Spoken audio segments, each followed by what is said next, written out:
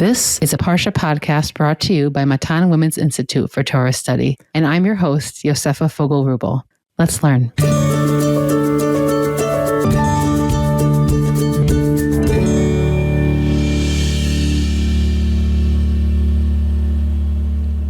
Hi, listeners. Did you know that each episode since this year's Parshat Bereshit is filmed in a studio and available on YouTube? Okay, fine. Not today's episode. We're on Zoom. But that's because our guest lives far. Please check us out and get to know another side of the podcast over on YouTube. This week's episode has been sponsored by Carol Damon in memory of her father's yahrzeit, Simcha Yisrael ben Shmuel, whose yahrzeit is on the 6th of Tammuz. Our Bamidbar episodes have been exploring issues of leadership in the book of Bamidbar, as well as in the Jewish world. Today, we will also be further exploring this theme. Parshat Balak is an incredibly unusual parasha, told almost entirely from a perspective outside of the Torah's general purview, and it details the character of the non-Jewish prophet Bilam. The parasha opens with an explanation of how the king of Moab, Balak, views the Israelites as a threat. This, too, is surprising because we have perceived the people as weakened, of them as feeling weakened because of their sins, particularly in the story of the sin of the spies. But he feels threatened, just like Pharaoh did, and he hires a famous prophet to curse the people of Israel. The curses that Bilam says end up leaving his lips as a blessing, an ironic reversal of the anti-Semitic sentiments that began the entire episode.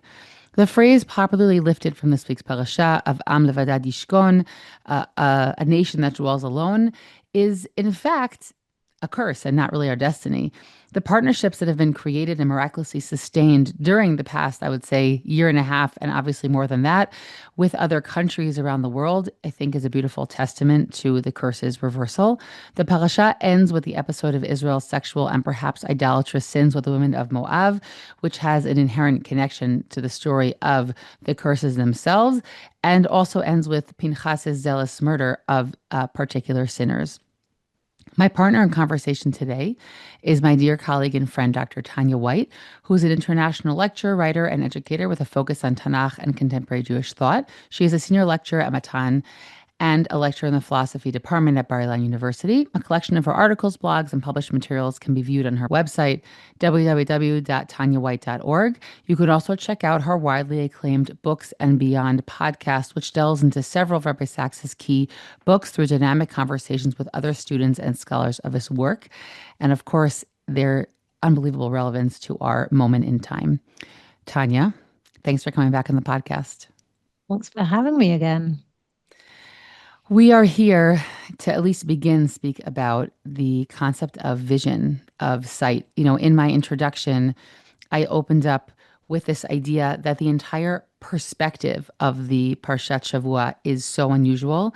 We don't have stories that are largely told to us from the perspective of other leaders, of other nations. We do have psukim here and there. We do get some insight sometimes into fears of other nations, but this is an entire Parsha told from a completely different perspective. And I want to think about that with you. I want to think about what that reflects about how they see Am Yisrael in that moment. Of course, there are going to be intentional parallels to our moment in time right now. But why don't we first jump into that piece, about this piece of perspective? Who's seeing who, and why start by being scared of Am Yisrael at this moment? So I think it's generally the idea of it being told kind of, we don't know, the reader doesn't know if the people of Israel know what happened or don't know what happened with Bilam and Balak. We're never told if they do or they don't. It seems it's almost as if like you could imagine a film whereby, you know, the focus shifts from the main story, which is obviously the story of the people of Israel coming out of Mitzrayim, and it kind of goes to the periphery where you're telling this whole story about something that's happening, and the people, the main stage, don't know what's happening behind the scenes. So that, as you said, in and of itself is the general perspective of what's happening in the Torah so far.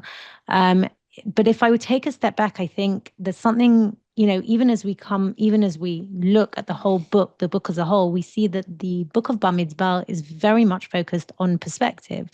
The word einayim or ayin comes up again and again and again in so many of the narratives. I would say there's two, primary themes that dominate the whole of the book. One is the theme of perspectives of what we see, of what our eyes show us and what they don't show us. And the second is the idea of speech, which perhaps we'll kind of circle back to a little bit later. It's really, really an important theme. And I think both of these are aligned with the general trajectory of the book, which is the idea of how we grow up as a people, how we grow up as individuals, and how we grow up as a people. And I think, we begin our story coming out of Egypt, and we end the story going into Eretz Israel. And the space between those two things is what I like to call the liminal space, right? It's a liminal space because it literally is a liminal space of the wilderness, but it's also a liminal space in terms of the time that required for the people to gain perspective, to gain a sense of maturity, a sense of self, a sense of purpose, a sense of meta meaning in their world. And the two mechanisms that are used in order for them to develop are the two mechanisms that every human being uses in order to develop and to um, kind of transition in that liminal space. And that is the mechanism of sight and the mechanism of speech. Now, speech is more obvious because we know a child uses speech in order to grow up, right? As in, words are the way in which we order our reality. And then what we take, how we take our subjective existence, our subjective reality and perspective, and we're able to translate it into more objective terms or universal terms that others can understand. But sight is an interesting one because we often say that, seeing is believing. But we know that that isn't the case. And we already saw that from the episode of the spies. Now we're now on the second generation. Okay. We have to also be really aware of that. We've transitioned now to the second generation. And that transition is not just a transition in terms of the way in which the people are going to use speech, which we're going to see, but it's also transition in the way in which they see things and the way in which others see things. Now, the truth is that not much has changed because if we compare the way Balak speaks about the threat, King Balak, who speaks about the threat of the people of Israel, the way in which his perspective is almost identical to Paro's perspective. So what's happened is the external vision or the external impression, right, of the Jewish people is very much the same. But the question that we have to ask is, what is the internal perspective? How do the people see themselves? And this parsha, we actually don't get that much of, insight into that. But what I do want us to see is that something does happen in this parsha. There's a reason it's here, meaning we could say, why do we need to know about what happened? It doesn't teach us, nothing changes. The people don't change. Bilam and Balak don't change. The curses and the blessings make no imprint on the actual reality of the situation. So why do we need to know the story? So I think that part of the story for us is for the reader, for the future reader, to there's a pedagogical lesson here in terms of something that's being taught to Bilam and through Bilam to us in understanding the trajectory of growing up, of what it means, of what perspective means, of what sight means, of how we see things, and the importance of the way in which we look at our reality. And I want you to chime in on this, Yosefa, but before I just want to show that even the way Balak describes the threat or the perceived threat, again, are they really a threat, right? The perceived threat, the people of Israel, he says in Pasuk Hey, he says, Hinech kisat ayin haaretz, right? These people are so great that they are covering the eye of the earth. So even the way he describes them, right? And here again, we see there's a very similar parallel to Paro, who also describes the people as, taking over the earth, right? We don't have to look so far to see that this kind of rhetoric is so, widespread in all the anti-Semitic literature, and nothing really has changed. But it's just fascinating because, truthfully, I don't think the people posed a massive threat to Balak. And had he let them go peacefully through their land, nothing would have happened. But the perception here is what's important. And so, whereas with Paro, he uses magicians where their magic is seen to the eye, because that's the first generation. Everything had to be seen to the eye. The miracles had to be explicit. Everything had to be seen because they were almost childlike. And for a child to believe something, has to see it, right? Whereas the second generation, the mechanism is a seer, a prophet, or not even a prophet. I don't even call Bilam a prophet. I'm not quite sure how to describe it, but someone who uses words in order to curse the people. So here, the mechanism isn't magic, which is seen by the eye, but is words that is something that happens under the surface, something that happens in a meta reality, in an unseen reality. And that's the second generation. But first of all, that's a really interesting point. I never thought about it. The difference between like the vision versus the words. There's something much more sophisticated about words. I think it's also significant because we see that same dichotomy when it comes to Moshe, where Moshe hits when he's supposed to speak.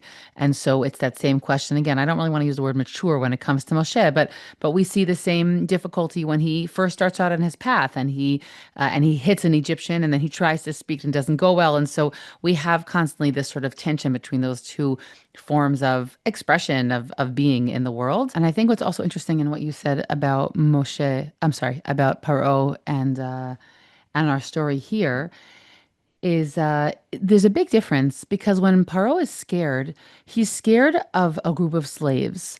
Now, there's nothing powerful about them. They might have physical might because there are many of them, but in the case of Balak, they have just defeated the Emori, meaning the connection here is that why does he get scared? כי הוא ראה כל אשר עשה ישראל לאמורי, right? Because he saw that they did have might. The fact that the people don't perceive themselves as being mighty, perhaps, is something else, but he does see them have victory. And then it continues in the description. And if we just talk about the parallels to Paro, even though that's a difference, is that he says, first of all, Hine am yatzam mitzrayim, meaning they left Egypt. It actually refers back to that event. And then it says that ve'egarshenu min haaretz. The verb garash, to expel, is the same word used by Paro as well. And then we have ki yadati et asher tevarech mevorach, because I know that whatever blessing will be blessed, whatever curse will be cursed. If we remember, the entire purpose of the Egyptian experience, of the Egypt experience, was to create a Yediat Hashem, was the word Yediah. And so here he doesn't have Yediat Hashem. That's not his awareness, but he is certain about this kind of this possibility of cursing them. And so there are interesting parallels and also differences. But there is something about his fear that feels to me slightly more justified than Paro's fear, where in that case we were his slaves. I mean, what kind of power were we going to Well, be we became his wielding? slaves. At the beginning, we were quite a significant force in Egypt. Let's not Okay, forget that's a that. good point. Yes, that's a good point. And I also think just on that kind of on that note, what's also fascinating is the different ways in which they go about eliminating the threat. Whereas Paro goes about eliminating the threat by literally physically, genocide, basically killing them and, creating a nation of slaves that are under his, you know, dictatorship, and ultimately killing them, putting the babies in the river. Um, whereas Balak is annihilating them through the means of the word, of the mouth, of today we would call it propaganda. Okay. What we saw in Germany in the 1940s was the Paro manifestation of, or kind of the Para's way of annihilating the Yeah. threat. It's And what also we're shorter seeing term. You have more today, more direct results with it. correct. And what we're seeing today, well, today we're seeing both. Okay, obviously on October the Yeah. 7th, we saw that, but certainly in the more Western liberal spaces, what's happening is that there is a war focused on the word, and it has been scarily successful. Hmm. And the question always is, I mean, again, it's one of, maybe the perennial questions of humanity, like, why the Jews? What is it about us that feels threatening? And what is it about us that causes these people to find and go through every single means in order to eliminate a so-called like perceived threat? Okay. I don't think we're not going to find an answer to that question. I don't even think that this parsha presents us with an answer to that question. That question kind of looms in the background and it Yeah. remains there. And it's a Yeah. perennial question for humankind. Rabbi Sachs always says it's the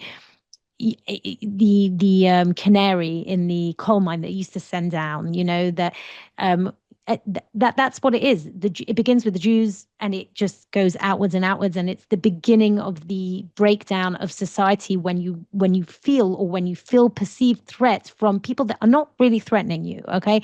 um but the question to me, which goes back to this idea of the whole of Bamidbar, is really about the idea of perception. After we have sort of this initial description of the perceived threat, we really have like a treatise on who Bilam is as a person, which we're not going to go into in today's conversation, but this like really interesting dynamic between someone who is clearly a prophet of God, who at first glance seems to be a really good prophet. He seems to be really loyal. He's trying to do what God tells him. He tells them no at first. Like he doesn't have a bad eye out initially, it seems, for the Jewish people.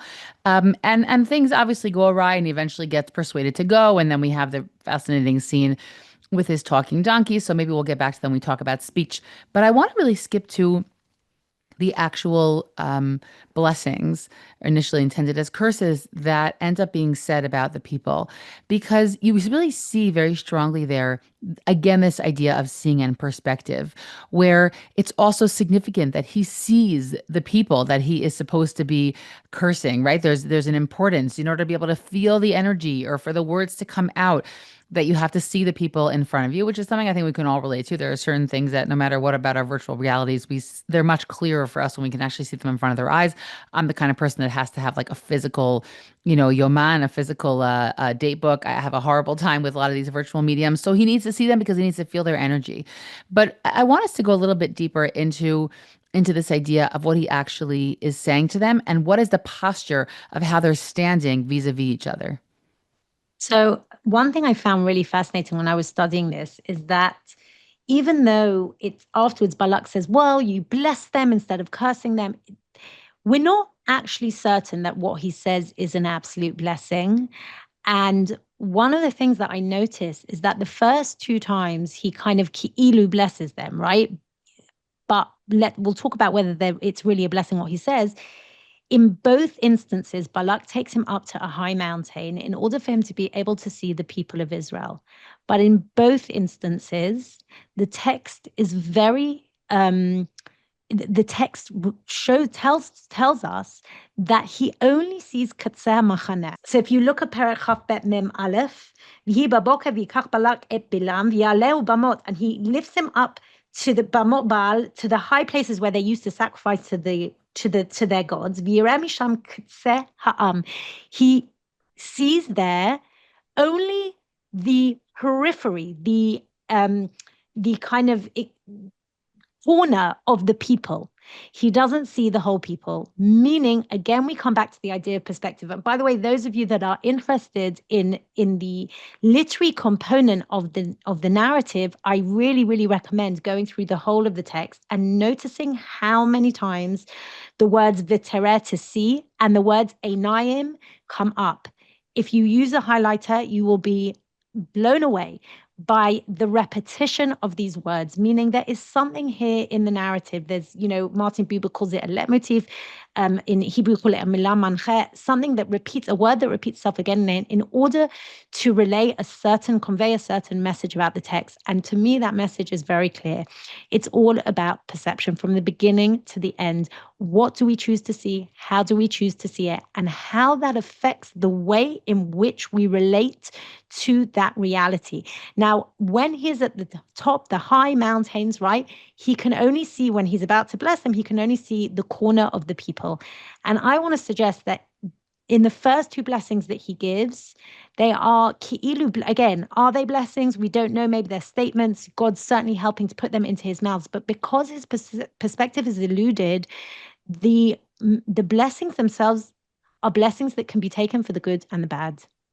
It will depend on the context of the blessing. And the first blessing that he gives to them is the blessing, the famous statement, which is in Pasuk Tet, Ki mimrosh surim ena migivot ashurena hen am levadod yishkon uvegoyim lo yitchashev. Right? They are um, a nation that dwells alone in solitude, and they are not reckoned among the nations.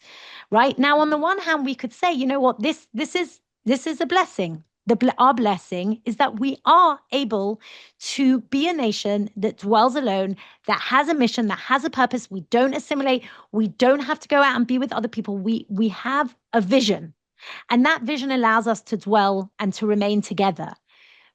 But we all know, right, that this kind of blessing can also be a curse. And interestingly enough, in Rabbi Sacks's book Future Tense, he actually hones in on this verse, which was quoted by a diplomat in a meeting he was once in, and he said all of a sudden he had an epiphany, and he said to himself, maybe this wasn't meant as a blessing.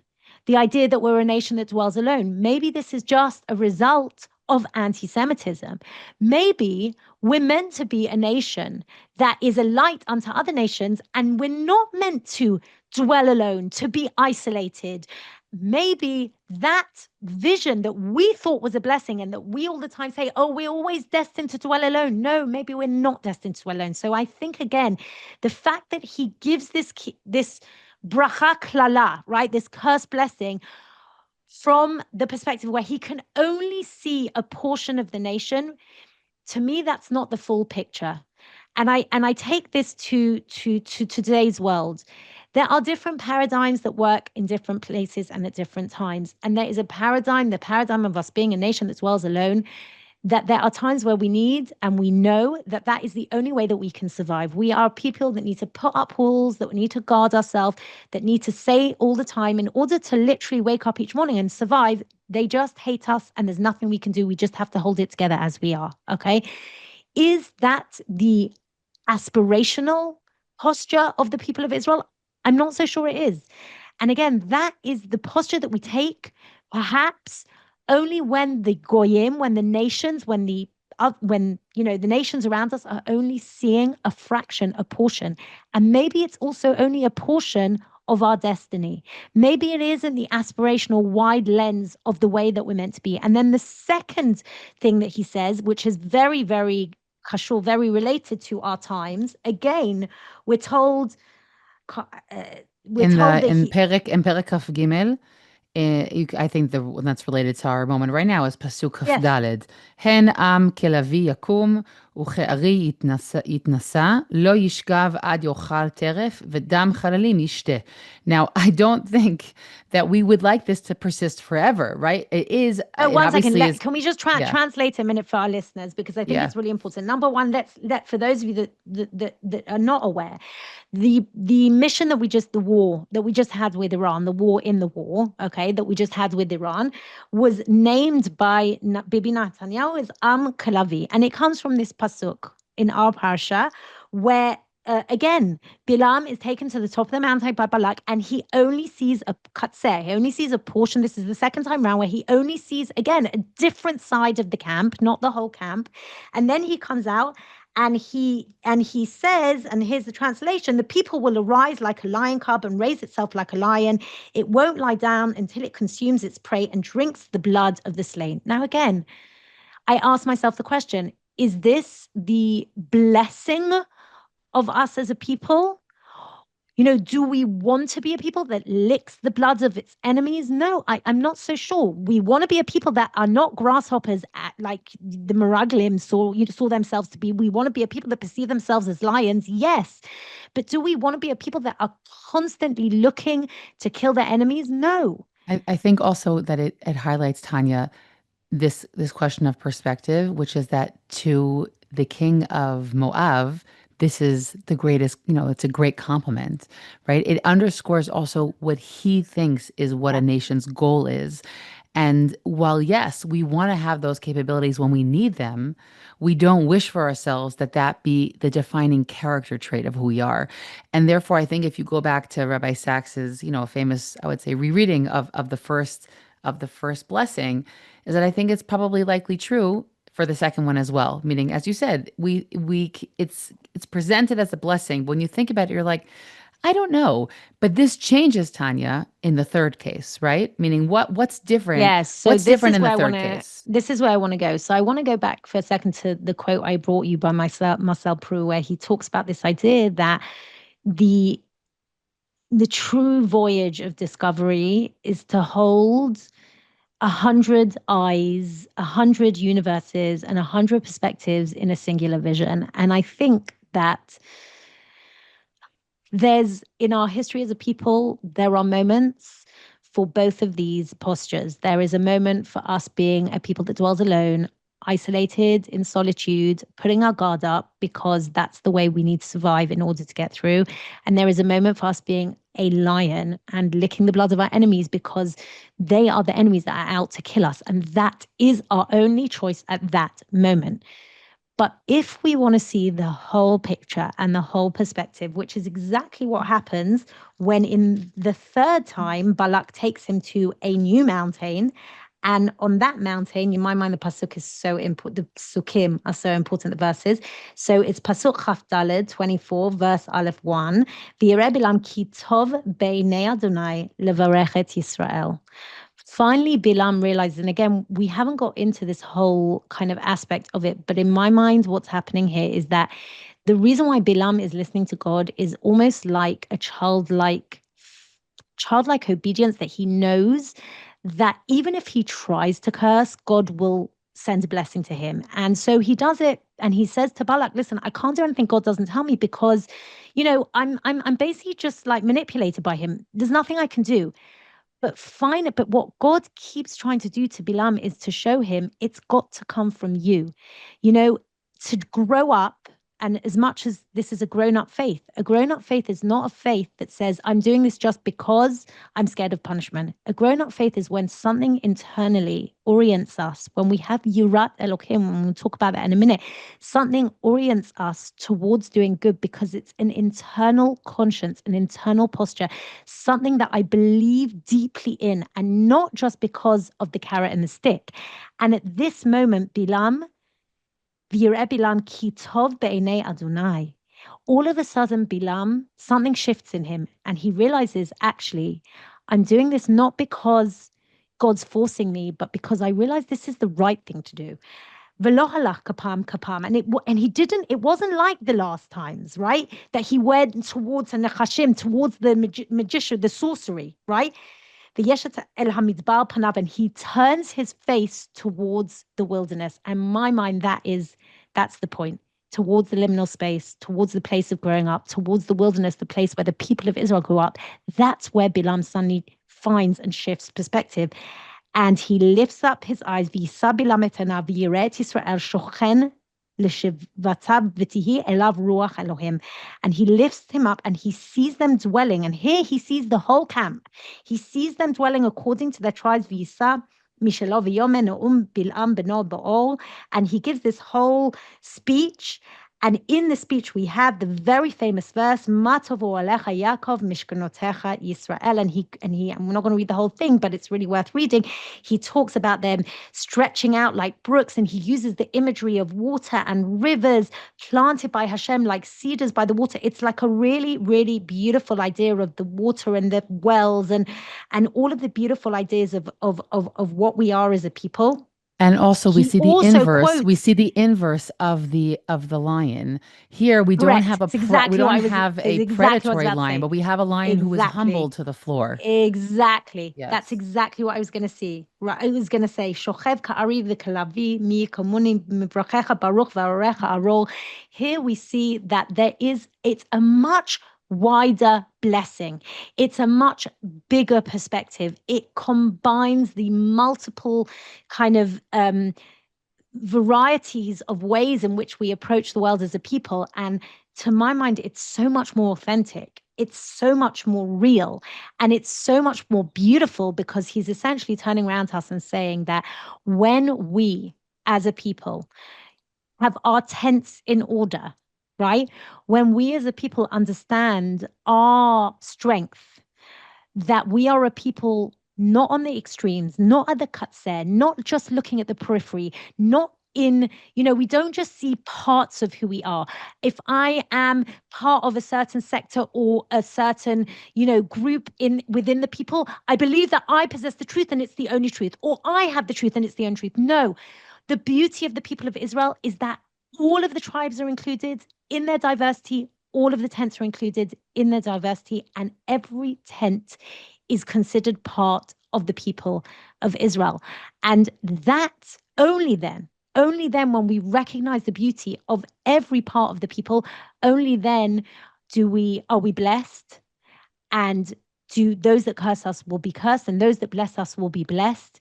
Only then does the whole picture come into view, and only then don't need to be an isolated people, because we will be fulfilling our role. And we don't need to run after and lick the blood of our enemies, because we will be fulfilling our role as a people and our mission as a people to be a light unto the nation and to bring the goodness of God into the world. That's what we're meant to be doing. And I think, though, that it goes both ways, Tanya, because in the case here, it's about this outsider seeing Israel for what it is, or also realizing that you can't really fight God's will, right? You can't actually, it's sort of like that moment of surrender when you say, I'm not going to try and shift reality. And so it's on both ends, though. It's both a statement about the people of Israel, that we want our tents in order. We want to see ourselves as a united front.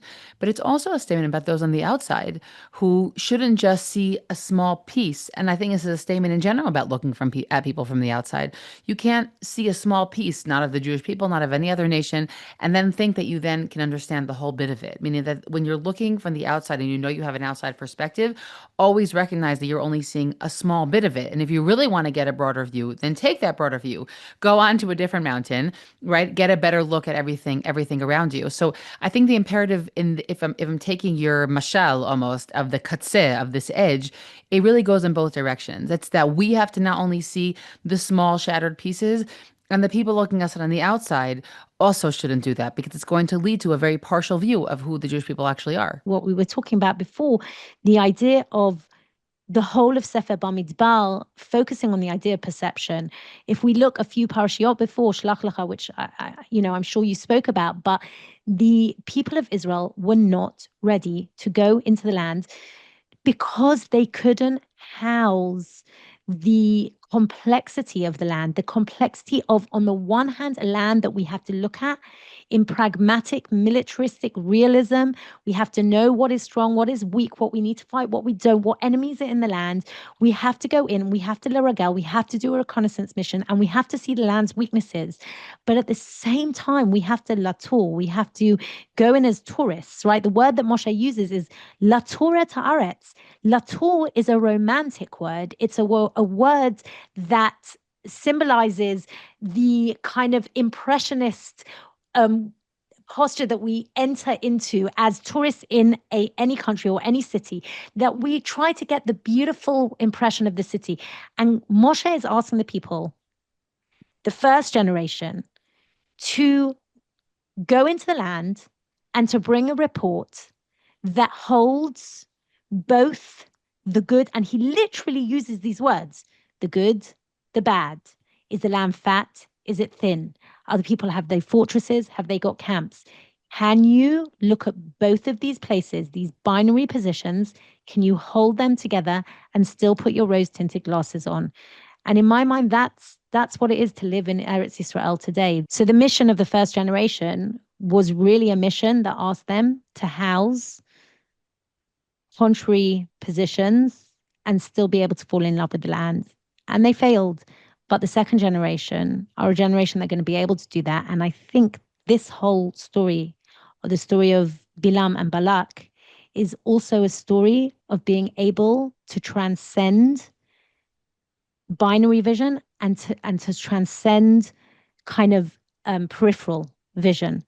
And that's what it is to grow up and to walk through the liminal space. And I want to just maybe finish with, literally one or two sentences on that very, very strange Shrek scene, the scene that literally could be out the film Shrek, where the donkey is speaking to Bilam Oh, and okay. he's I you look wasn't sure why you confused. mentioned Shrek. Yeah, I'm with you. Yeah. Like as in I read it and I think to myself, oh my gosh, this literally could, this is the film Shrek. Like what is the Torah telling us here? And I think there's a lot to say on this, but the one thing I would say is that the fascinating kind of context of the story is that it takes place in a very narrow space. Okay, where they can't, and we're told, I think it's twice or three times the Torah tells us they can't turn left or right, right? And it takes us back again to the idea of what perspective do we see? Can we move? Can we shift? Can we look outside? And in that very narrow space where the donkey isn't doing what Bilam wants him to do. And at the end, the donkey starts speaking to him, and the donkey says to him, I have been loyal to you for all of these years. I have ridden you on every single time you've wanted to ride me. I've been loyal to you. And I've never endangered you until this one time now. And now you're hitting me. Now you're telling me off. Now you're disrespecting me. And in that narrow space, that narrow vision, the person who tells and sees the truth is the lowest of all animals. And that I think one of the things it tells us is that sometimes we have the truth is not always where we expect it to be. Our perspectives are not always the true or the right ones. And that sometimes we need to understand that exactly what he says to Bil'am, that the most important thing, more than anything else, is the idea of trust, the idea of connection, the idea of loyalty, the idea of relationship. Bil'am, his very name, the Chazal say, is Bli-am. He was a person who was without any nation. And in the ancient world, that was an anomaly. Everyone was part of a nation. Everyone had a loyalty to something. Bilam doesn't have loyalty to anybody. He does what's good for him. Even when he says, I'm doing what God tells me, he's doing it because he knows that God is going to make him do it. And therefore he's being loyal to himself because he doesn't want to, not to, for Balak to hate him and give him a bad name to other people. It's only about him. And what this lowest of all animal tells him in that narrow space is really what is important in life is about where your loyalties lie. And it goes back to the final bracha that Bilam gives to the people of Israel, or says, or states, right? When your tents, Ma tavu alecha Yaakov mishkantecha Yisrael, right? How beautiful are your tents? How beautiful is your loyalty of dwelling together, of being together? That is your strength. When you are loyal one to the other, when you recognize that it's not about self-interest, it's not about disconnection, it's not about maybe even radical universalism, right? Or what we would call today in the woke movement, right? This like idea of the atomistic self, that I'm disconnected to anything and anyone and any roots and any historical moment. And no, that's not the way the world works. The greatest, most authentic, richest experience of life comes from constraining myself in loyalty to certain things. And I think one of the things we've seen in this war is that what I've called in many other places, the invisible string, that pull, that connection that we feel to our people, sometimes that connection that we didn't even realize was there for many people, who are now calling themselves October the 8th Jews, that connection of loyalty to our history, to our people, to the generations that came before, and of course, generations that come after, that is the source of our strength. And I think that in a way is what Bilam learns from the lowest of all animals in this parsha. And he is able then to project on to the vision of the people of Israel. Tanya, thanks for being here today, and thank you for thinking broadly about this parsha, which tells us from the beginning that it's a parsha that requires us to think much more broadly than just about our internal politic or internal thought. Ultimately, we're coming back to an ethic of being a unified people, but sometimes we need to sort of travel farther away from ourselves in order to gain that bit of perspective. So thanks for doing that with us today. Thank you, Yosefa. Thanks for listening to this week's episode from Matan Women's Institute for Torah Study. If you would like to sponsor an episode, please contact the Matan office or email me at podcast@matan.org.il. Please do us and all women's Torah learning a favor and share this episode with all of your friends and family.